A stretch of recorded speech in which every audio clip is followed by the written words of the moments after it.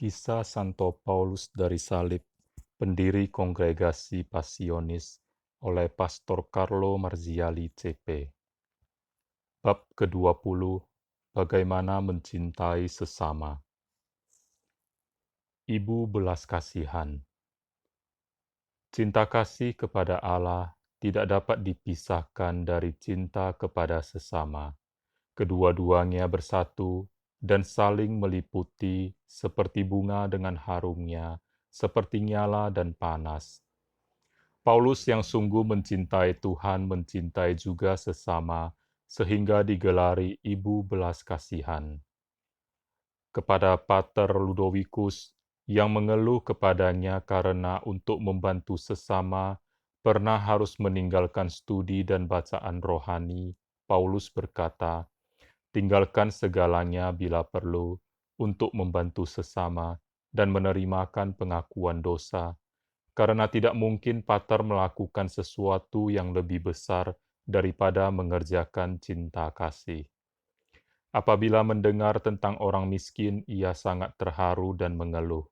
Keluhan itu bukan hanya sekedar keluhan, tetapi dibuktikan dengan kenyataan.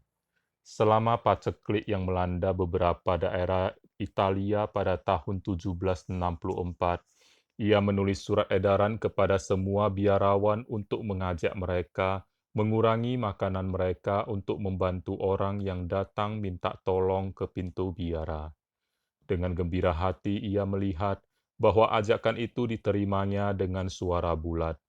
Tidak puas dengan itu saja, tetapi kepada para religius biara Vetrala, ia mengadakan suatu pembicaraan yang berapi-api tentang cinta kasih Kristiani untuk mengajak mereka agar rela membagikan separuh dari makanan mereka kepada orang miskin.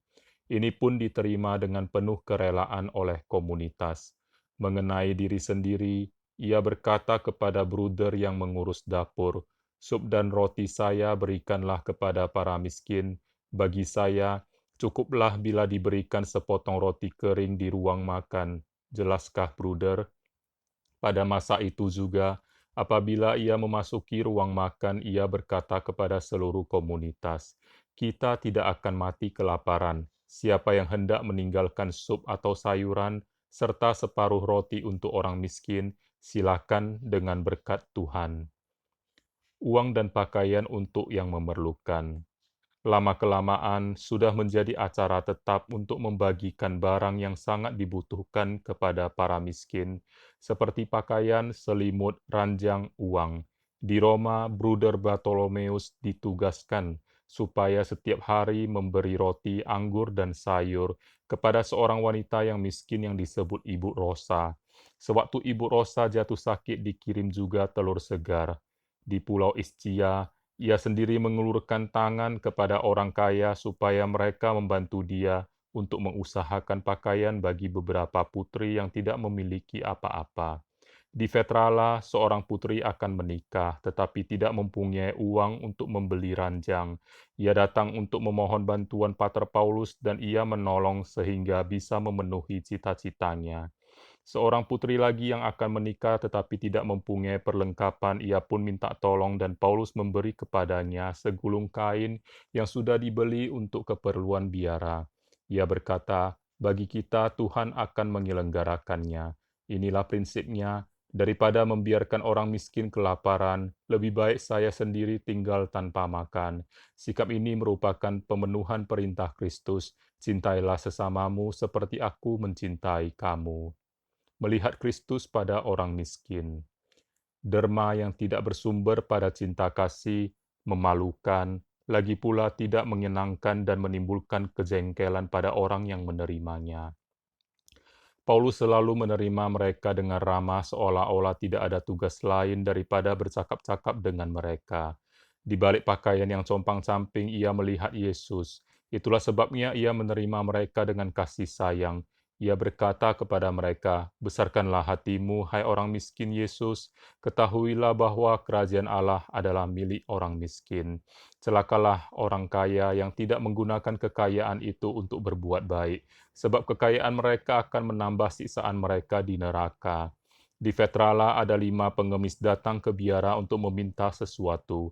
Paulus menyuruh bruder yang mengurus dapur memberi makan dengan pesan, sebelum bruder memberi mereka makan, amatilah wajah mereka, sebab kelima orang itu membawa teraan nama Yesus Kristus.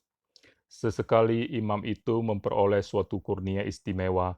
Paulus sendiri menceritakan kepada Rosa Calabresi, ketika saya berada di suatu biara, datanglah seorang miskin dengan pakaian penuh tambalan dan hampir tak mampu berdiri. Ia minta kepadaku sekedarnya dan saya berikan. Lalu ia bertanya kepadaku, apakah kamu mengenal aku? Saya menjawab, tentu saya mengenalmu. Kamu menyerupai Yesus Kristus. Apakah saya menyerupai Yesus Kristus? Dan ia mulai tersenyum. Saya menjawab, memang kamu menyerupai Yesus Kristus. Bagaimana kalau saya Yesus Kristus sendiri? Mendengar itu saya terharu, jatuh berlutut ke tanah. Saya mengucapkan perkataan sesal, mohon ampun, dan merasakan suatu kebahagiaan batin yang tak terkatakan. Saya melihat dia bukan seperti tadi, tetapi dalam rupa seorang pemuda yang paling bagus. Ia memegang tangan saya dan mengangkat saya dari tanah. Jika saya menceritakan peristiwa ini sampai akhir dunia, saya tidak dapat mengatakan apa-apa tentang dia. Oh cahaya, oh keindahan, oh kemanisan. Cinta kasih kepada para religius. Kalau cinta kasihnya kepada orang luar sedemikian besar, apalagi kepada para religius, ia bergaul dengan mereka secara halus, kasih sayang, serta cinta yang sungguh patut dikagumi. Para religius berkata, cinta kasih seperti yang ada pada Bapa kami jarang terdapat. Mereka harus diperlakukan dengan baik mengenai makanan, pakaian, dan tempat tinggal. Sering ia masuk dapur untuk memberi petunjuk kepada yang masak. Superior diharuskan untuk memperhatikan kesehatan para religius. Ia tidak menghendaki biara berubah menjadi rumah sakit. Katanya, kita harus memelihara kesehatan karena kita harus kerja berat di kebun anggur Tuhan. Apabila mereka harus menempuh perjalanan jauh, ia sendiri memberi bekal secukupnya, menunjukkan jalan dan tempat di mana mereka boleh menginap untuk istirahat. Cinta kasih kepada para misionaris mengesankan, terutama bila mereka kembali dari pekerjaan apostolik. Ia berkata, pantas dihormati 2 kali lipat mereka yang mewartakan Injil, lebih bernilai seorang misionaris daripada sebuah biara, karena perbuatan baik yang ia lakukan bagi jiwa-jiwa. Lebih baik hilang sebuah biara daripada seorang misionaris. Cinta kasih kepada orang sakit. Kepada biarawan yang sakit, Paulus menunjukkan perhatian tanpa batas. Ia berkata, untuk melayani orang sakit perlu seorang ibu atau seorang suci. Memang, ia memiliki kehalusan seorang ibu karena memiliki jiwa seorang suci. Ia sering mengunjungi mereka baik siang ataupun pada malam hari, menghibur dan menemani mereka, juga melayani mereka dalam keperluannya. Tidak segan ia membeli obat-obatan, dan bagi mereka harus selalu disediakan makanan yang berdaging. Terjadilah bahwa di biara Gunung Argentaro beberapa religius jatuh sakit. Karena tidak ada daging, dihidangkan kepada mereka hanya sup dengan minyak. Ketika Paulus mengetahui hal itu, segera ia menegur yang bertanggung jawab, katanya, bukan begitu cara melayani orang sakit. Apabila tidak ada cara lain untuk menolong para religius yang sakit, biarlah dijual peralatan gereja. Kemiskinan memang baik, tetapi cinta kasih lebih baik. Mengunjungi Pater Marco Aurelio yang sakit. Bruder Mark Antonio menceritakan kunjungan Paulus yang terakhir kepada Pater Marco Aurelio yang hampir mendekati ajalnya. Pater Paulus minta untuk dibawa kepada Pater Marco Aurelio, dan saya mendapat kesempatan untuk mengikuti mereka yang membawa kursi tempat duduk Paulus yang karena sakitnya tidak dapat pergi sendiri kepada Pater Marco Aurelio. Sementara mereka naik tangga, Paulus mulai menangis, tetapi Bruder Bartolomeus menyuruh agar ia tenang. Ia pun menurut dengan mengucapkan, Fiat voluntas tua, jadilah kehendakmu. Setibanya di kamar Pater Marco Aurelio, bertemulah kedua orang tua itu, yaitu Pater Paulus dan Pater Marco Aurelio. Kukatakan, mata bertemu mata. Pater Marco Aurelio tidak pernah mengangkat mata karena hormatnya kepada Pater Paulus seperti seorang novis. Maka Pater Paulus mulai berbicara, "Oh, Pater Marco Aurelio, betapa sedih aku karena engkau meninggalkan aku, tetapi tidak meninggalkan aku karena engkau akan membantu kongregasi dari surga lebih daripada dari bumi ini. Oh, berbahagialah Pater Marco Aurelio, karena sebentar lagi akan beralih dari kamar ini ke surga. Jangan melupakan aku pendosa yang malang ini. Pater Marco Aurelio, aku mohon ampun karena aku datang kepadamu untuk mohon ampun atas segala kesabaran yang kutuntut daripadamu. Ampunilah aku dan doakanlah aku kepada Allah, orang tua yang miskin lagi tinggal sendirian. Teman-temanku yang pertama sudah meninggal semua. Apabila tiba di surga suci, engkau akan menyembah Tritunggal Maha Suci untuk aku, dan menghormati perawan yang bahagia dan Pater Baptista untuk aku. Sampaikanlah salam saya kepada Pater Fulgensius bersama Pater Yohanes Thomas dan Pater Franciscus Antonius dan semua religius yang dulu hidup bersama kita dan yang sekarang sudah menikmati kebahagiaan kekal. Kabarkanlah kepada mereka supaya mendoakan saya agar saya pun diperkenankan datang untuk menikmati kebaikan tertinggi Allah bersama mereka. Dengan berkata demikian ia menangis, kemudian ia minta suatu nasihat. Pada bulan Mei nanti bila diadakan Kapital Jenderal, saya ingin untuk tidak lagi menerima tugas jenderal, karena saya sudah tua dan tidak mampu lagi mengadakan kunjungan ke biara-biara. Katakanlah kepadaku apa yang akan kami buat. Pater Marco Aurelio diam dan Paulus meneruskan, ada pater ini dan pater itu. Mereka sudah sekian tahun saya suruh adakan kunjungan dan saya selalu puas.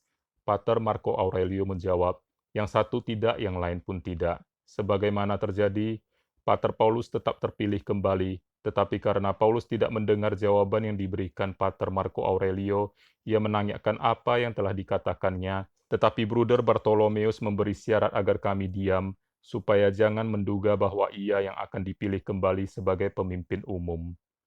Lalu ia minta rosario kecil dari Maria Dukacita. Maukah Pater meninggalkan rosario kecil dari Maria Dukacita sebagai warisan? Lalu ia berkata kepada hadirin, "Oh, rosario yang ditinggalkan untuk saya adalah benda warisan. Orang lain tidak boleh mengambilnya." Baru saja Paulus minta, Pater Marco Aurelio menjawab, "Ambillah." Kemudian Paulus berkata, "Oh, Pater Marco Aurelio, aku tidak mau mengganggu lebih lama. Kita tidak akan berjumpa lagi di dunia ini, tetapi aku berharap akan berjumpa di surga suci. Selamat tinggal, Pater Marco Aurelio." Waktu akan dibawa kembali ke kamarnya, Bruder Bartolomeus memberi isyarat supaya dibawa untuk melihat-lihat biara Santi Giovanni e Paolo di Roma, dan juga diantar ke dapur. Paulus bertanya, "Kemana aku dibawa? Bawalah aku ke kamar karena aku terharu." Baru saja masuk ke dapur berkatalah ia kepada tukang masaknya, ia adalah Bruder Yosef dari kanak-kanak Yesus. Oh Bruder Yosef, betapa bagus dapur yang kamu punyai sekarang. Lebih bagus daripada yang di Santo Angelo, bukan? Lalu ia berkata lagi, bawalah aku ke kamar. Oh betapa besar kurnia Allah dan kemurahan hati Paus yang telah memberikan biara ini kepada kita. Ya, kita wajib berdoa untuk Paus, berdoa dengan semangat. Selamat tinggal Bruder Yosef yang tercinta, selamat tinggal. Semoga Allah memberkati engkau dan ia dibawa kembali ke kamarnya. Ampunilah musuh-musuhmu. Mencintai orang baik, gampang. Mencintai orang yang tak tahu berterima kasih, sukar. Mencintai orang yang membenci kita, yang membalas kebaikan dengan kejahatan, yang mengambil kesempatan dari kebaikan kita untuk merugikan kita, amatlah sulit. Hanya bagi orang yang belajar di sekolah Yesus tersalib dan menghayati ajarannya.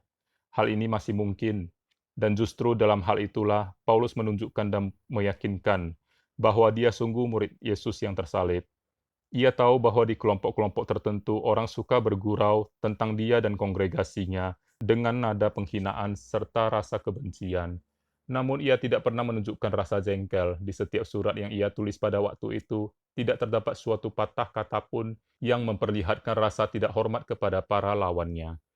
Mereka bukan hanya melawan tarekat yang baru saja didirikan, tetapi juga menentang Paulus sebagai pribadi. Mereka mengatakan bahwa ia seorang munafik, ia tidak melakukan yang ia tentukan dalam regula, ia seorang yang tidak berpendidikan dan sebagainya, tetapi setiap kali mereka mendekati Paulus, justru mereka selalu menerima tanda cinta kasih dan hormat.